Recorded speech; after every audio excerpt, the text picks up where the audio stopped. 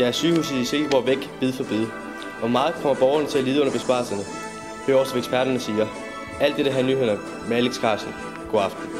Spareforslag fra regionen tror nu med at lukke flere afdelinger på Silkeborgs i forvejen lille sygehus. Det er nemlig sådan, at Silkeborg er den store by i regionen med det mindste sygehus allerede. Ikke nok med at over halvdelen af sengepladser ryger, så er akutafdelingen også i fare. Det vil også til, at mange arbejdspladser vil gå tabt, og det vil ramme udviklingsmulighederne for Silkeborg. Vi har talt med ekspert i samfundsstudiet Søren Krogsede om sygehusnedskæringen. Ja, vi tager ud på Silkeborg Kommune for at snakke med eksperten i samfundsstudier Søren Krogsede om sygehusnedskæringer. Og Søren, goddag. Goddag.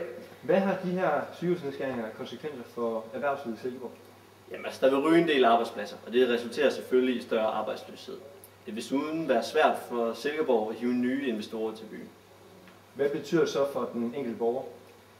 Jamen, den enkelte borger vil have længere til sygehuset, så folk med akutte problemer kan måske få svært ved at nå til sygehuset og få behandling i tide. Daniel Beermann, tilbage til studiet. Ja, og som man kan høre, vil folk, som krævede akutbehandling, få svært ved at få sin behandling i tide. Vi har besøgt en ung mand, som ikke havde klaret det, hvis akutafdelingen lukkede.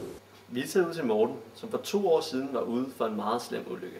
Men på grund af hurtig og effektiv lægehjælp er Morten nu ved at være på benene igen. Jeg sidder her med Morten, som kom ud for en meget tragisk ulykke. Goddag, Morten. Goddag. Kan du prøve at forklare lidt om, hvad der skete? Ja, det skete for 2 år siden. Om sommeren var jeg ude og køre på min scooter. Så skulle jeg ned ad en bakke, og det drejede sig meget skarpt til højre. Og det vidste jeg ikke.